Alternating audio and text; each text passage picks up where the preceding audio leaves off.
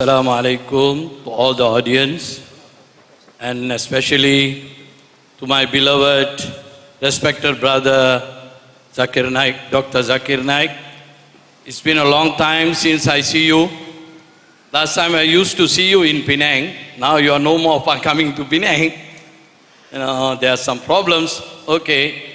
But I am from Penang. I come all the way to see you personally with my whole family. They want to see you live. MashaAllah, always watching in TV. Now they want to see you live. Okay, Alhamdulillah. My question is, MashaAllah, the subject today is Islam is a solution for humanity, but it is very unpleasant that we are seeing in this world today what is happening in Syria, Muslims killing Muslims. What is happening in Yemen? Muslim killing Muslims. What is happening in they're like Myanmar? Yes, we agree. Rohingyans, they have been killed mercilessly. We agree. But there is a solution now. What are we Muslims are supposed to do? What is going on in Yemen? What is going on in Syria? These helpless men, women and children being killed, murdered. What are we Muslims supposed to do? All over the world, we Muslims, what we are doing? So, please give a solution that what we are supposed to do, we Muslims. Apart from we making dua, tahajjud, we begging to Allah, and after that as human beings, what are we supposed to do? Please, my dear brother, give a solution. The brother asked a very important question, a very relevant question, that today we find that in many of the Muslim countries, we find that there are wars and Muslims are being killed, whether it be Yemen, whether it be Syria, whether it be Rohingya, whether it be Afghanistan, whether it be Iraq, and most of these countries are Muslim countries. What is the solution besides doing dua? Number one, first we have to find out that what is the cause of most of these killings, whether it be in Afghanistan, whether it be in Iraq, whether it be in Rohingya Burma, whether lately it be in Syria or Yemen. What is the cause? The major cause is, again, the solution is given in the Quran. The cause is that we find that the enemies of Islam, my main focus of my talk today was that how the enemies of Islam are trying to malign Islam, and how the enemies of Islam are justifying to attack the Muslim countries. I'll give you one simple example. You know that more than a decade earlier, USA said that Iraq has the weapons of mass destruction. And CIA, which is supposed to be one of the most best organization of intelligence, they said that we have got proof that Iraq has got weapons of mass destruction. Not that I'm a fan of Saddam Hussein. I know that he may not be a very good practicing Muslim, but what right does USA have to interfere with Iraq? They, together with UK and the other Western countries, attacked Iraq, saying that they had weapons of mass destruction. Last year, according to the report by Human Rights Organization, they said it was a fabricated report. So much so that Tony Blair, the previous Prime Minister of UK, came out in public when he was no longer the Prime Minister. He said, "It is the biggest mistake of my life, I'm sorry." You know how many people were killed? More than 500,000 Iraqis and Muslims were killed because of this fabricated report. And what is the reply? Sorry. What are we Muslims doing? When the non-Muslims enemy attack Muslim countries, we Muslims are sitting on our backside doing nothing. And I think it was yesterday, the previous president of USA, W. Bush. At the age of 94, he expired. He was one of the cause for the start of the 9/11. Then followed by attack on Iraq by the next presidents of USA. What was the main purpose? Was to get hold of the oil of Iraq. They fabricate a thing and it was shown that they paid $540 million. USA paid $540 million to create a fabricated video to prove that Iraq had weapons of mass destruction. $540 million to make a video. We Muslims, what is the fault of the Muslims? We are not united. In Afghanistan,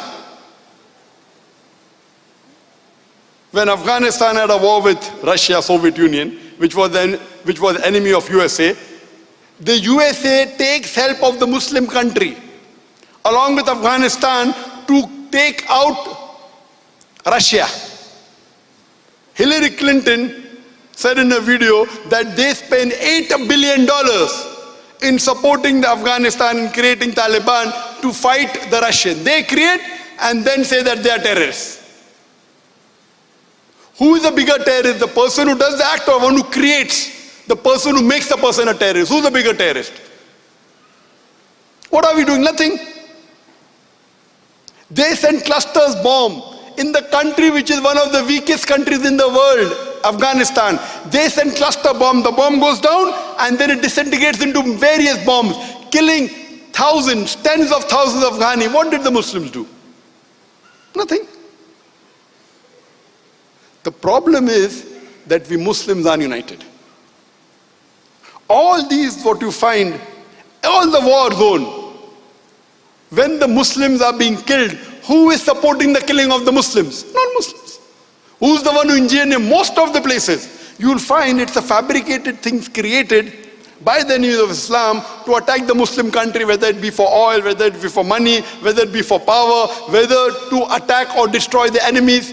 So previously the biggest enemy of the USA before 9/11 was communism, was Russia. So they joined hands with the Muslim countries to take out Russia.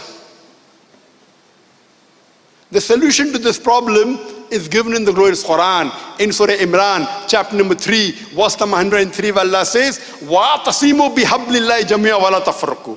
Hold to the rope of Allah strongly and be not divided.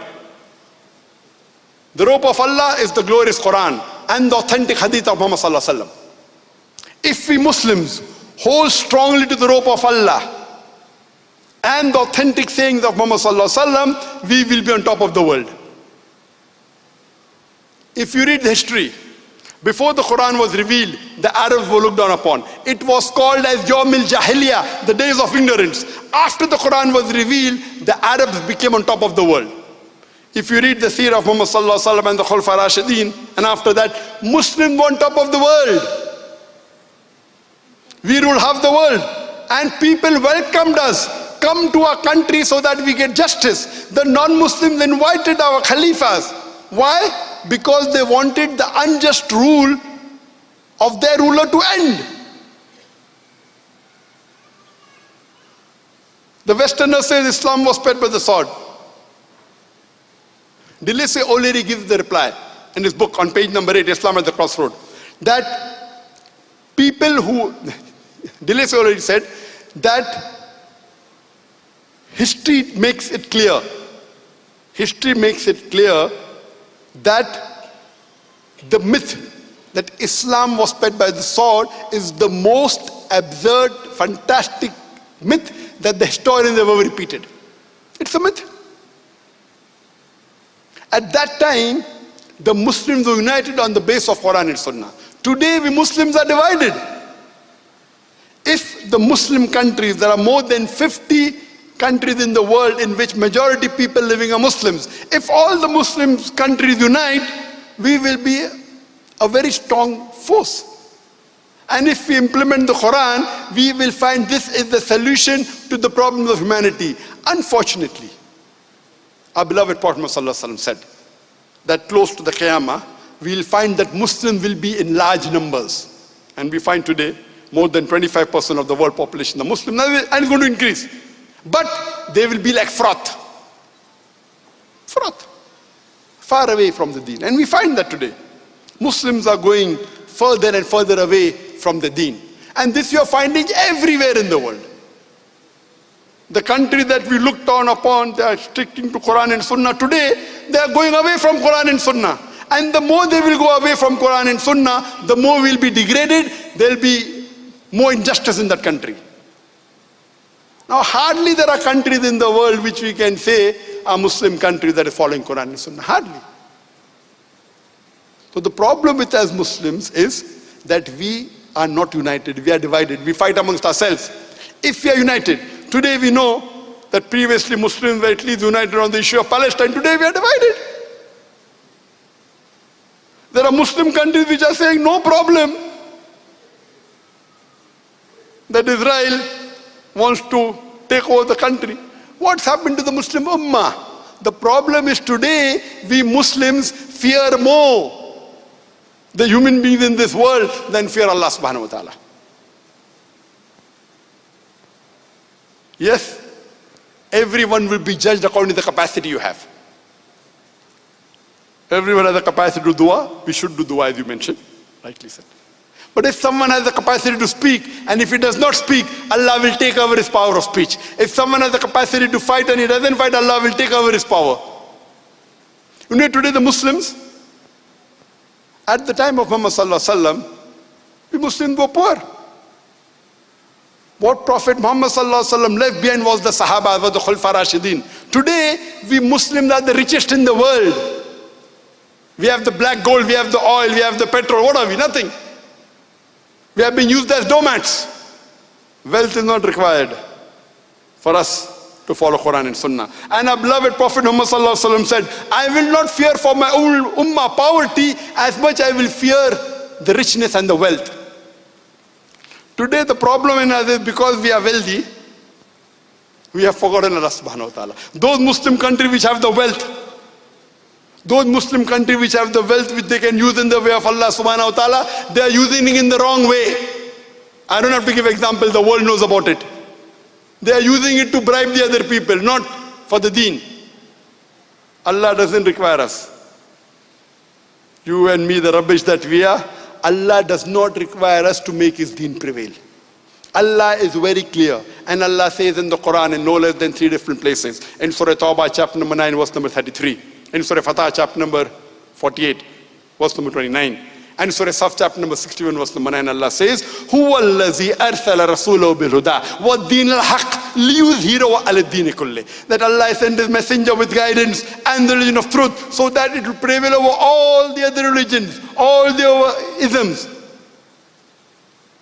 And Allah says, وَقَفَى بِاللَّهِ شَهِيدًا. And enough is Allah as a witness once. And Allah says twice, however much the mushrikeen don't like it. Allah has given a promise that this deen of Islam will prevail over all the other religions, with or without us. Allah does not require you and me, the rubbish that we are. His deen, Allah is sufficient, will make it prevail. Allah is giving us an opportunity to do a prophet job and to earn a prophet's reward. Allah is giving us the opportunity to make hay while the sun is shining. And wallahi, we Muslims are going away and away from Allah and His Rasul. The only solution is we go back to Allah and His Rasul, go back to the Quran and the Sahih Hadith, and inshallah you'll find that there will be peace. And the Hadith of Muhammad sallallahu alaihi wasallam said that before the world ends, Muslims will rule the full world for 7 years.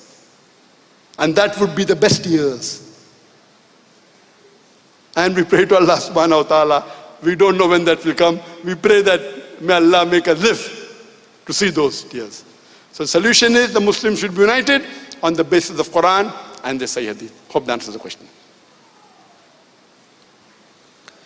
Can we move on to the mic behind for the ladies?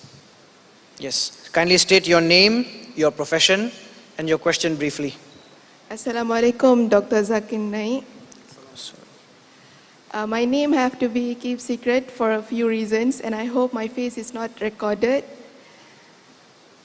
I'm a student, and To Dr. Zakir Naik, first of all, I'm sorry because you are the person I hated the most a few years back. Before I became a Muslim, I really don't like you, I really hate you, and when any of my friends try to praise you, I will make sure I downgrade you. So my question to you today is,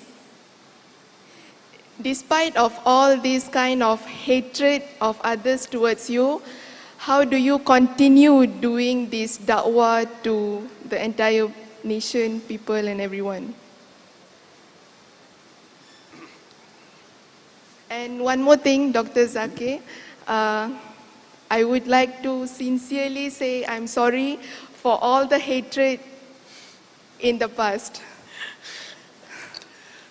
Sister asked a very good question. She said that previously in the past she used to hate me and she used to speak against me, and anyone who praised me, she used to attack them and attack me.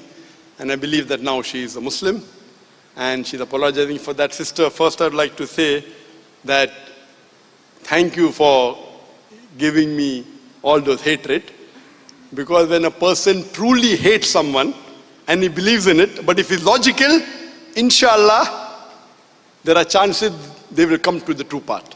And I'll give you a very good example. The best example I can give you is Hazrat Umar radiallahu anh. He was the second caliph of Islam. He was one of the staunchest enemy of Prophet Muhammad sallallahu alaihi wasallam and Islam. So much so that Prophet Muhammad sallallahu alaihi wasallam did dua to Allah that give hidayah to one of the Umarain. Out of the two Umar, give hidayah to one, and Allah gave hidayah to Umar bin Khattab radiallahu anh.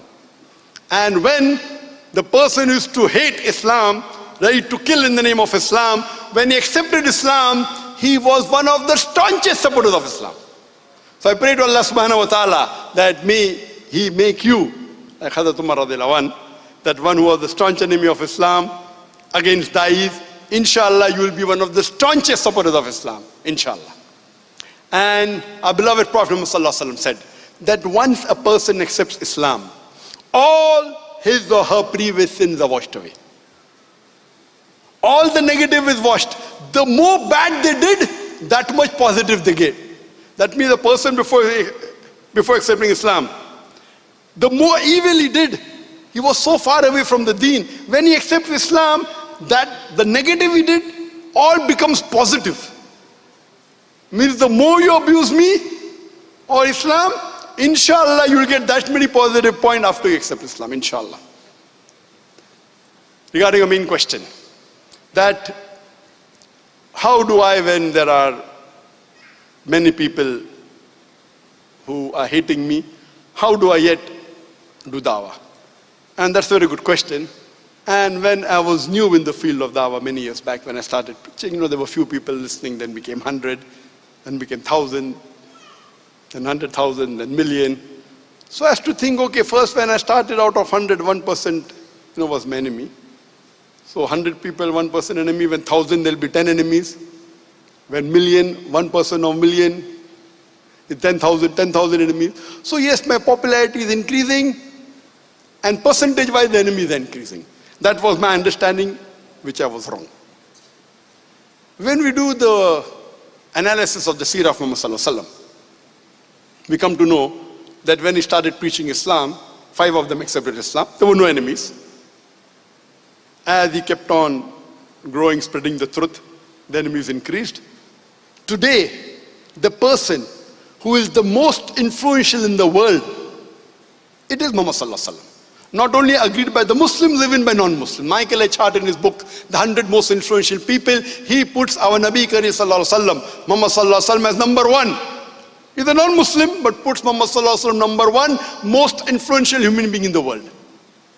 Do you know the person against whom the maximum books are written, the person who's criticized most today in the world, who is it? Who is that person? Who is it? Who is the person today in the world who's criticized the most, who's attacked the most? Who is it? Who is it? Sorry? Can't hear you. Donald? Donald Trump. How many books written against him? Today, the person who's the most attacked and hated in the world is Muhammad Sallallahu Alaihi Wasallam. By the enemies of Islam. Allah says in the Quran, in Surah Furqan, chapter number 25, verse number 31, that to every prophet we have appointed an enemy. And since Prophet Muhammad Sallallahu Alaihi Wasallam is the last prophet, he has to have enemies. I told the presence of Arun Shuri in India proves that the Quran is right. If people like Arun Shuri who write books against Islam did not exist in the world, the Quran would have been proved wrong. Quran says for every prophet we have appointed an enemy. So then I realized the more you spread the truth and people start liking you, the enemies start hating you. Alhamdulillah, when I did a little bit of survey in the website, mashallah, the following kept on increasing. It is all because of Allah subhanahu wa ta'ala. I'm nothing. I don't deserve it. Not even 0.001% of it. We started. It increased. And as the MC said, now it is, alhamdulillah, 17.5 million on the Facebook. By Allah's grace, the largest any religious personality, whether Muslim, Christian or Hindu. The second is a Christian, Joel Osteen, 16.9 million. But when you go on the net, and when I did a survey, out of every 10 websites, at least 2 websites are against me.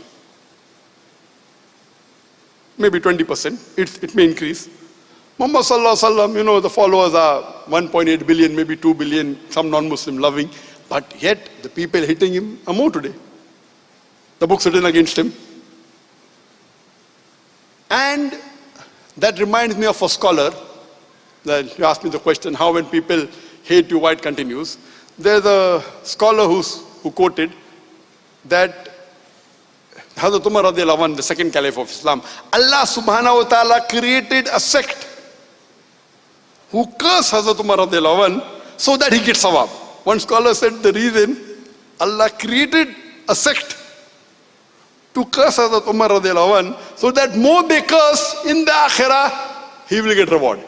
So in the way Allah is rewarding him, when a person does the haqq, the word of truth, people speak against him, it will be converted on the day of judgment in his favor. Because anyone who criticizes me, speaks against me, and it's in the wrong, on the day of judgment, his good deeds will come to me. When his good deeds end, my bad deeds will go to him. So, though I don't want anyone to curse me, but when they curse me, because of the teachings of Islam and our beloved Prophet Muhammad Sallallahu Alaihi Wasallam, it makes me a stauncher dai. And the more you spread, you'll have to get difficulties. Allah says in the Quran in Surah Baqarah, chapter number 2, verse number 155, surely we will test you with fear and hunger, with loss of lives and goods, and what you have earned or toiled for. Allah will test you. Allah will test you with fear and hunger.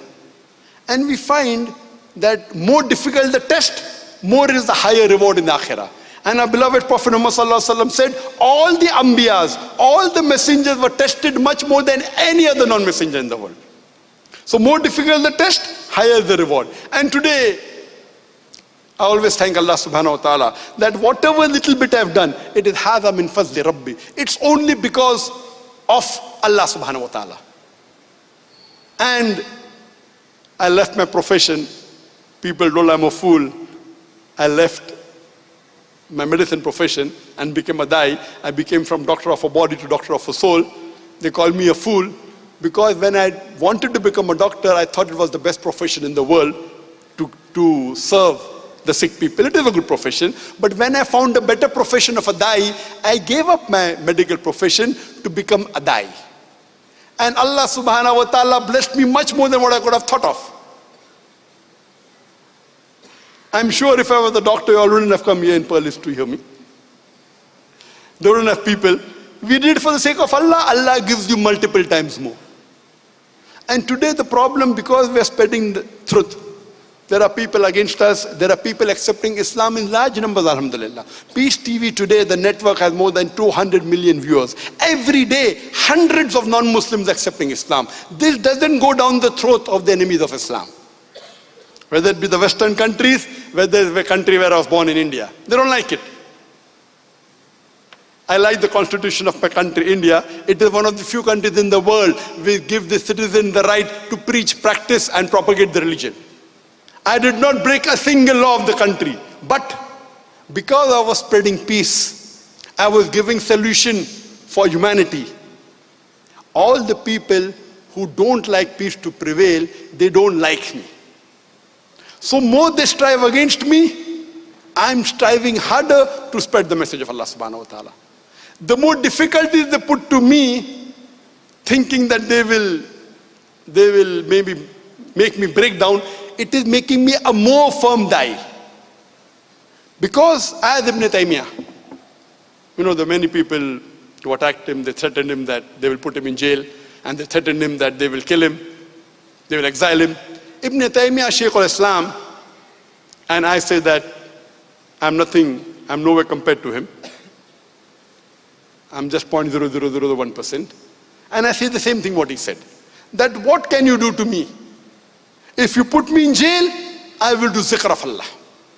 If you exile me, I'll do tafakkur, contemplate on the creation of Allah subhanahu wa ta'ala. If you execute me, I will become a shaheed. My Jannah is in my heart. They cannot take my Jannah away from me. I, as a da'i of Islam, looks at the seerah of the Prophet of Muhammad sallallahu alaihi wasallam. The more they attacked the Prophet was kind. The Prophet was compassionate. We are nowhere close to the Prophet. But we as da'i, we cannot retaliate. Allah says in the Quran in Surah Fussilah, chapter number 41, verse number 34, that repel evil with goodness. You may never know who's your enemy, he will become your friend. And you are one of the best examples for the fulfillment of this verse of the Quran. Of Surah Fussilah, chapter 41, verse number 34, that repel evil with goodness, the person who is your enemy will become your friend. And sister, I only follow the glorious Quran and the Sahih Hadith to the best of my ability. And the more you follow, because our main goal, and my lecture tomorrow, the purpose of our life, you should hear that. What is the purpose of our life? So if your purpose of our life is akhirah, this dunya is nothing. You strive for the akhirah, Allah will give you dunya and akhirah. And I pray to Allah subhanahu wa ta'ala that may He make me serve Islam as much as I can, though Allah doesn't require me, the rubbish that we are. We pray to Allah subhanahu wa ta'ala, may utilize every breath of my life to spread the deen to the best of my ability. Hope that answers the question, sister. Thank you, Dr. Zakir, for everything, and I hope you forgive me. Sister, I've already forgiven you, and I pray for you, and I pray that Allah has more people like you coming close to Islam, inshallah.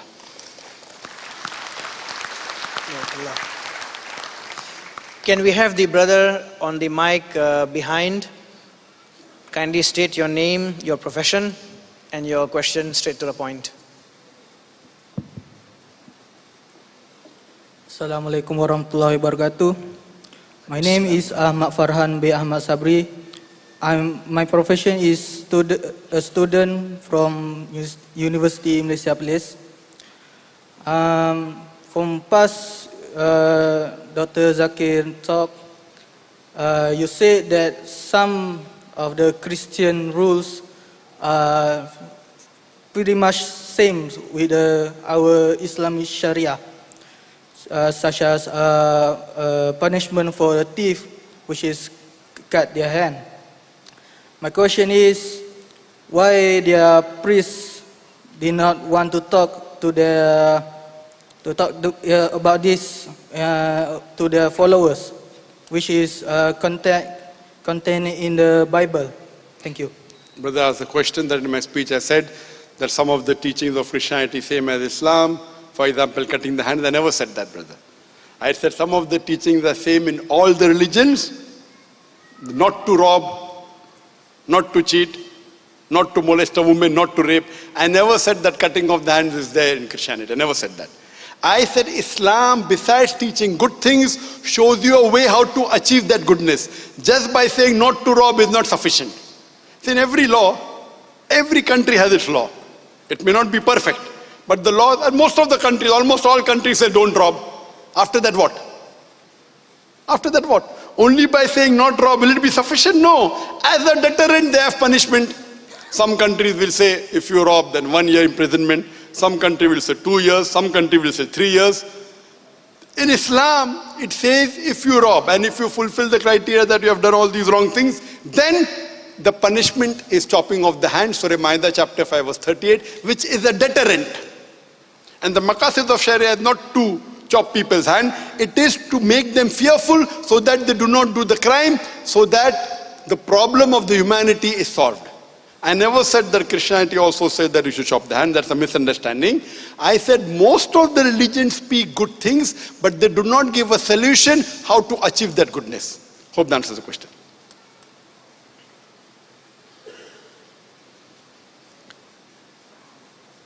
Is that brother in the queue? Yes. Please go ahead.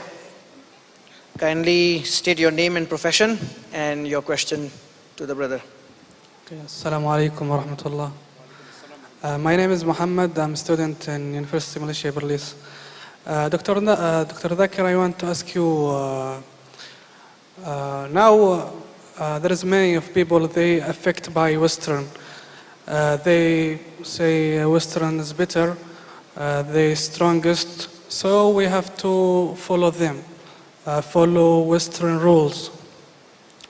And also today our lecture is Salam is the solution.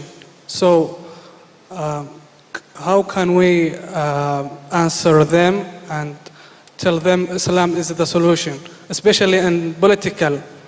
Most of maybe Muslim secular, they say Islam only in masjid, not in political or all things except only masjid.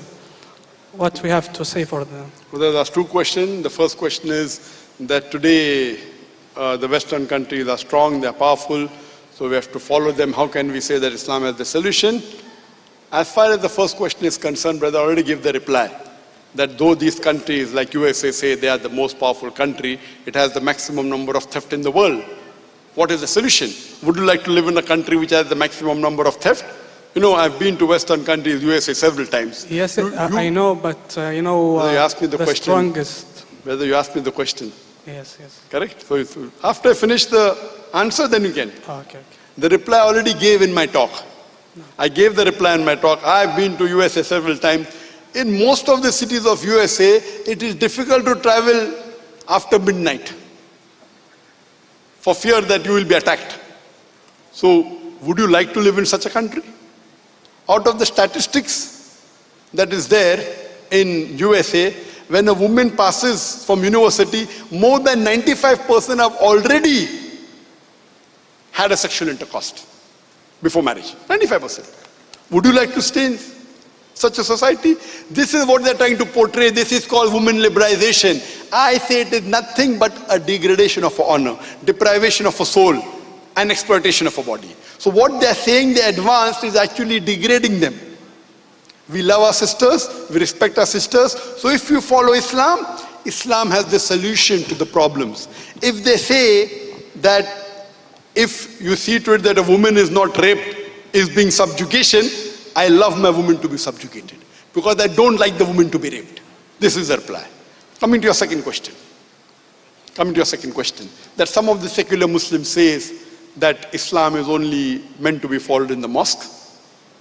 These secular Muslims don't know what Islam is. For studying Islam, you have to go back to the Quran and the Sahih Hadith. And Islam is a deen, a complete way of life. It shows you the solution to all the aspects of life. Mosque is one aspect of ibadah. One aspect. Nowhere does the Quran or the Hadith say that Islam is restricted only to the mosque. Islam is a deen, a complete way of life. And Allah says in the Quran, in Surah Imran, chapter number 3, verse number 19, Inna deena indallahi al-Islam. The only religion acceptable in the sight of Allah is Islam.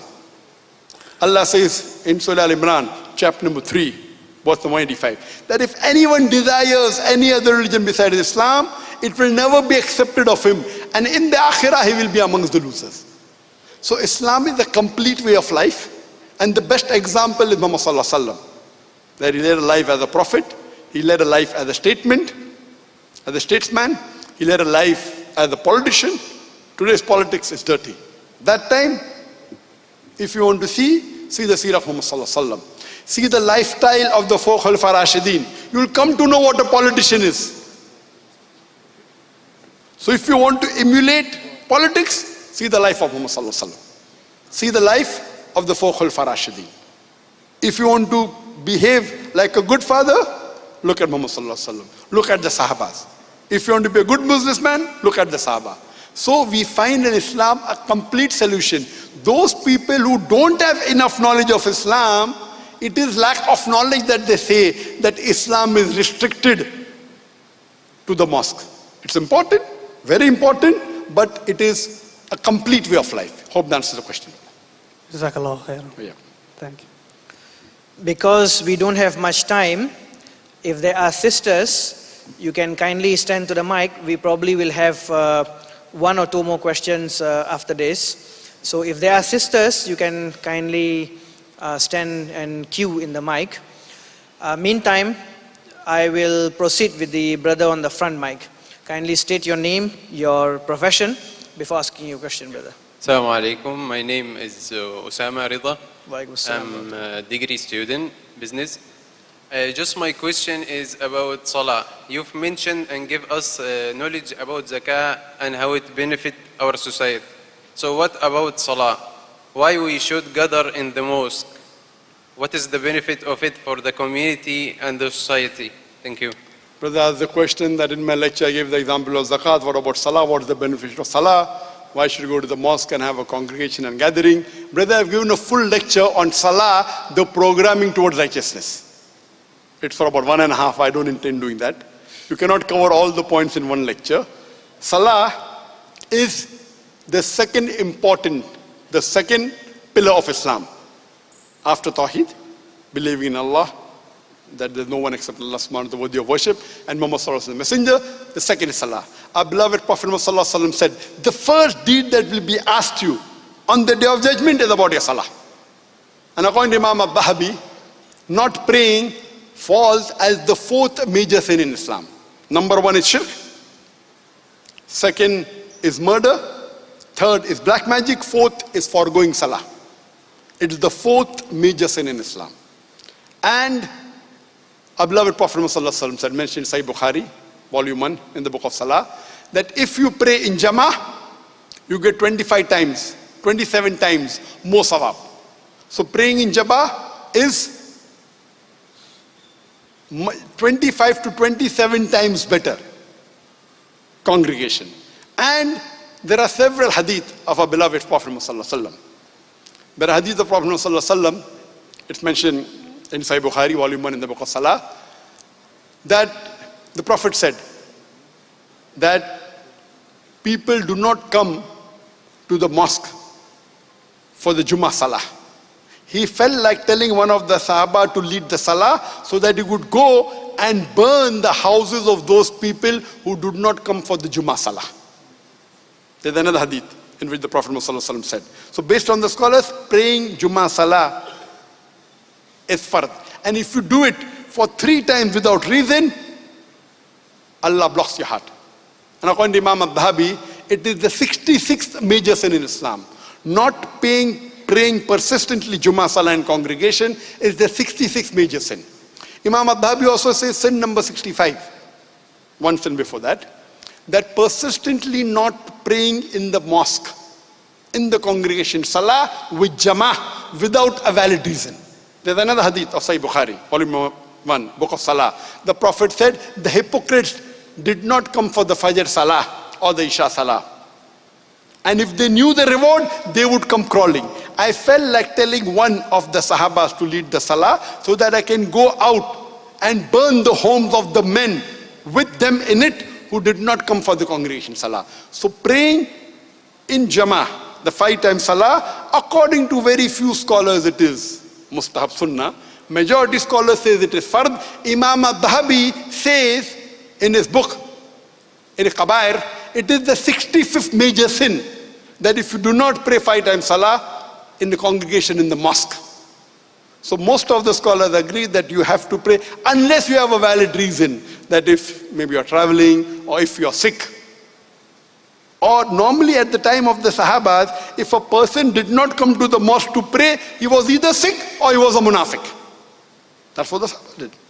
So praying compulsory in the Salah in congregation is a must.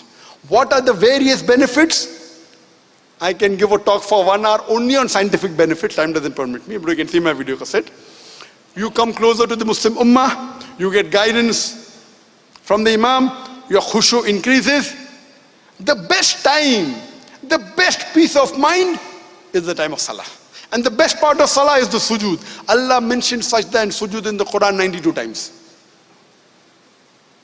But if you know what khushu is, you will understand it. You can only enjoy the fruit if you have a taste of it. So if you know what benefit of Salah, one minor benefit I'll tell you. You know, people say, you know, the 10 richest men in the world, and list goes on, Mukesh Ambani number 10, and Warren Buffett, and number 1 goes to Bill Gates. Now it is Jeff something, he's overtaken Bill Gates recently. Jeff someone, who's the owner of Amazon, he's overtaken Bill Gates, number 1. And there was another post that says, number 10 Ambani, number 3 Bill Gates, number 2 Jeff. Number 1 is who? A Muslim who offers 2 rakat of Sunnah Salah before Fajr. Because the beloved Prophet Muhammad said that if you pray 2 rakat Sunnah before Fajr, it is more valuable than the earth and the wealth in it. So if you have a Muslim, you understand that, you will know the reward of that. It's the Sunnah Salah. Sunnah Muakkada. So imagine what would be the reward for the Fajr Salah. But how many Muslims realize that? Many do, but not all. If you know that, you know, once a businessman approached me, he's a billionaire, you know, but Zakir, I pray 4 times Salah, but I cannot get up for Fajr. So I told him, that what if you have a meeting tomorrow, early in the morning, at 5:30, where if the deal clicks, you'll get $1 billion. He said, I will not sleep the full night. So I told him, you know, the Sunnah Salah of the Fajr is more valuable than the world and the wealth in it. Trillions and zillions of dollars. So if you have that iman, and if you have that faith, then you will realize what important it is. That's what the Prophet said. If the munafiq knew what was the benefit of coming for the Isha Salah and Fajr Salah to the mosque, they would crawl coming to it. So unfortunately, most of us Muslims don't know the benefit. But Alhamdulillah, I'm happy in Malaysia as compared to India. The percentage of Muslims praying in India is very small in the mosque. I would say less than 5%. But here, Alhamdulillah, I'm happy that the percentage of Muslims praying in the mosque is multiple times more than India and Pakistan. But as a Muslim, the benefit you get, the sukoon, the serenity, the peace, it is much more than the wealth. So if you know what peace is, you will value it. If you don't know, you won't value it. So if a Muslim reads the Quran and the Hadith and understands what benefit it is, then you will care less for the material things. And you will come closer to the deen and you'll find the benefit. For more details, refer to my talk, Salah, the Programming Towards Righteousness. Hope that answers the question. Unfortunately, we have come to the last question of the day. And last 2, is there? Okay. Okay. So can we have the brother on the mic behind? Yes. Please go ahead, state your name, your profession, and ask your question. Assalamu alaikum, Dr. Zakir. My name is Muhammad Niza. I just recently graduated from medical college. So my question is regarding the haram about touching the dog. So when I listen to your answer, the saliva is haram probably due to the rabies. You said about hydrophobia. So now recently we know there is vaccine produced against rabies. So what is your answer to it? Brother, the question that I gave, one of the reasons that why we should not touch the dog, and I said that licks the body. And one of the reasons that can be the reason not given in the hadith, and I gave that the saliva has certain germs and rabies, etc. He being a doctor is saying that now we have a rabies vaccine. You know? So, what is the reply? Brother, when you jump from the second floor, what will happen? You fracture your leg. You go to the hospital, you have treatment for the fractured leg. Will you jump from the second floor? No. Why? You're a doctor. Will you die? Chances are less. Second floor you won't die, but you'll break a bone. So will you jump? No. Or you can go to the prostitute. Maybe you'll get STD. Is there treatment for STD? STD, sexually transmitted disease, gonorrhea. Treatment is there, not AIDS. Yes, yes. Will you go? No. If you have diabetes, okay, we'll give you insulin. Will you have extra sugar? Prevention is better than cure. You're a doctor. I'm also a doctor. Sure. So will you tell your doctor, oh, do everything, I'm a doctor, I will give you injection. So when the patient comes with rabies, no problem, go to the docs, take more bites, I will keep on giving you injection. What will the patient tell you? What will the patient tell you? You're a good doctor. Patient will tell you the doctor wants to make money. Therefore is telling, okay. So prevention is better than cure. So in Islam is the solution. The solution is stay away from it. Don't take vaccine. Why you want to get injected with the disease and then take a medicine?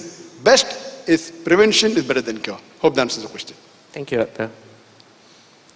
Unfortunately, this will be the last question of the day. Brother, kindly keep your question as short as possible. Thank you. Actually, just now I didn't mention my name and my profession. My name is Hassan, and my profession is I'm just a postman. Nothing to be proud of and nothing to be ashamed of. And my question is, my respected brother Zakir, in Torah, we have this punishment of adultery is stoned to death. But when it comes to Quran, the punishment is not stoned to death. It is mentioned whipping 100 times or maybe caning, 100 times. But at the same time, what I am telling you is strengthened by Allah subhanahu wa ta'ala by saying that وَمَا يَنْتِكُ عَنِ الْهَوَىٰ إِنْ هُوَ إِلَّا وَحْيُ يُوحَىٰ. He does not speak of his own desire, but whatsoever that I reveal to him through inspiration that he convey. So Allah says whipping. So how does this stone to death come in? That's my question. The brother asked a very good question.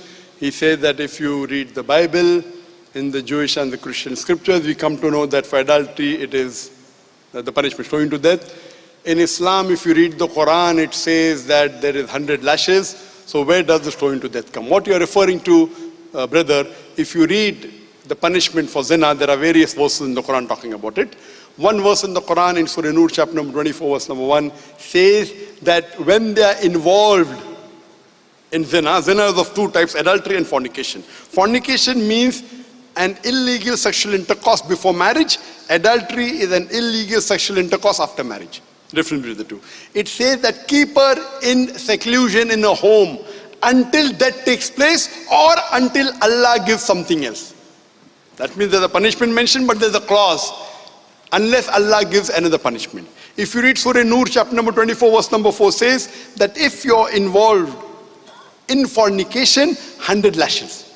Now this zina word, the Mufassirin have translated as fornication. Means illegal sexual intercourse before marriage. But in the hadith it says about adultery. So the punishment for adultery, illegal sexual intercourse after marriage is stoning to death. So there are two different things. Illegal sexual intercourse before marriage is fornication, the word English. It is 100 lashes. But illegal sexual intercourse after marriage is a bigger sin. Because besides doing the sin, you are betraying your wife. That's why the punishment is stoning to death. That's given in various hadith of Muhammad sallallahu alaihi wasallam. So both are not contradicting. There are different punishments for two different acts which come under the category of zina. Hope that answers the question, brother. Actually, there is an addition. There are some scholars, well-known scholars, they say that they don't agree with stoning to death. They say they only abide by what is written by Allah. The punishment is lashes, 100 lashes. They say no, it is found in the hadith and it is practiced by Nabi sallallahu alaihi wasallam. He says, if you don't find the punishment in Quran, then you go to hadith. But if the punishment is in the Quran, don't go to hadith. Brother So, said, Quran is superior than hadith. brother, I said that he knows some scholars who say that if the punishment mentioned in the Quran, don't have to go hadith. Brother, what you call scholars are not scholars. It's like me telling you, my mathematics teacher told me in my school 2 plus is equal to 5. Will you ask me what is the degree of the teacher? If I tell you, my mathematics teacher in my school, he's a great mathematician. He's told 2 plus 2 is equal to 5. What will you tell me? Brother, who you are telling a mathematician is not a mathematician. Why? Because you know maths. Brother, are you listening to me? Because you know maths, you will say, what Dr. Zakir is saying nonsense. How can a mathematician, scholar say 2 plus 2 is equal to 5? Similarly, I, having little knowledge of Islam, scholars who say that if it's given in the Quran, no need of going in the hadith and stoning to the not there. He's not a scholar at all. I don't want to ask his name also. It will surely not be amongst the well-known scholars. It will be those who don't have knowledge of Islam. And people who have less knowledge may be considering themselves to be a scholar. Some people say Salman Rushdie scholar, Taslima Nasreen scholar. For you, not for me.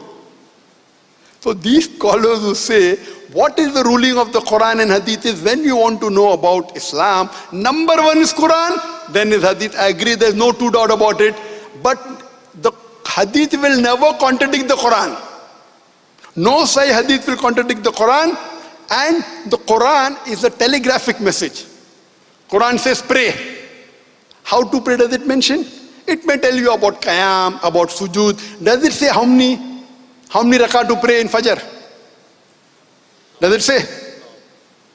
How many rakah to pray in Zohar? Does it say? No. Certain things it says, but not everything. More details go to the Hadith. So similarly, no Sahih Hadith will contradict with the Quran. So many things in the Quran, the Quranic verse itself is sufficient. Quran says give zakat. How much to give zakat? Does it say in the Quran? Nowhere does the Quran says give 2.5%. What are you going to do? Go to the Hadith. So here when we find that there is a Hadith, which apparently for you and a normal person may think it's a contradiction, the scholars see the ruling and then they come with a solution. If the Hadith contradicts the Quran, it cannot be a Sahih Hadith. But many a time the Hadith doesn't contradict, it gives more information. So when the Hadith is Sahih, it will never contradict the Quran, it's giving more information. So when we have to derive a compromise between the Quran and Hadith, we have to see to it, and then the scholars give a solution. Because our beloved Prophet Muhammad said, Atiullah wa atiur Rasul. If Allah said only follow Allah, then Rasul wasn't required. What does Allah say? Atiullah wa atiur Rasul. Obey Allah and obey the Messenger. And in Surah Nisa chapter 4 verse 59, obey Allah, obey the Messenger and those who have been endowed with knowledge, al-amr. Those who have knowledge. But it continues, but with those with knowledge, if they differ, you go back to Allah and His Rasul. So if it's a Sahih Hadith, it will never contradict the Quran. Like the answer I gave you, it's not contradicting. Now that person who you call a scholar may not be knowing the difference between fornication and adultery. What am I going to do? I don't want to ask you the name of the scholar also. Will you ask me, who is the scholar who says 2 plus 2 is equal to 5? If I tell you the name, will you believe? What will you say? That person is not a scholar. So similarly, those who say that once it's given in the Quran, it cannot. Once given in the Quran, yes. If the Quran says pray, why are you going to the Hadith? Hadith gives more details. Do you understand? So when Hadith gives more details, you have to follow Allah and His Rasul both. You cannot say only follow the Quran. If you follow only the Quran, many things of Islam you cannot do. So as a whole, as a Muslim, even in my talk I said, Allah and His Rasul, the glorious Quran and the authentic Hadith. Hope that answers the question. Final. I just want to clarify, but as you say, in the Quran it's not mentioned 2 rak'at, 3, 5, 4. No, it's not mentioned. And Nabi sallallahu alaihi wasallam will show us as the guidance how to pray Fajr, Lohar, Asar and all that. Yeah, I agree. But here it's clearly mentioned 100 lashes. You know, Allah says it's 100. So if some Brother, countries... did you hear my answer? No, if some country... Wait. No, sir. I'm telling you, did you hear? I'll just finish it. Did you? If one country... Let's not practice, waste the time. No, There are 1 minute. There are two types of zina. Can you repeat which two types of zina are there? Can you repeat? 2 penalties. 2 types of zina. Zina, okay? What are the 2 types of zina I mentioned? Fornication and another 3. What is the punishment for fornication? For fornication is 100 lashes. Where it is mentioned? It's not. It's mentioned in the Quran. The punishment for adultery, where it is mentioned? It's not mentioned at all. It is mentioned in the hadith. Yeah. It's mentioned in the hadith and also mentioned in the Quran. You forgot. The Quran says, put her into a confinement in the room until Allah gives another punishment. Ambiguous. Allah gives another punishment. It's ambiguous. Not ambiguous, another punishment Allah gives through a Nabi Muhammad sallallahu alaihi wasallam. It's not ambiguous. That means the Quran is saying one more punishment is going to come. But you don't want to read the hadith. Who's to blame? You? Allah? You? So when you read the hadith, you come to know more details. So we as Muslims should follow Quran and Sunnah both together. Quran is number 1, then is hadith. No hadith will contradict the Quran. It is your lack of knowledge and lack of understanding. So if Quran says, if you don't know, fas'alu ahli zikri in kuntum la ta'lamun. If you don't know, ask the person who's knowledgeable. So if you don't know, you have to ask a scholar. When you get sick, who do you go to? Do you go to a barber? Do you go to a cobbler? Who do you go to? Who do you go to? When you are sick, who do you go to? Doctor. Doctor, not to a barber. So when you don't know about Quran, go to a scholar, not fake scholar. Don't go to a quack.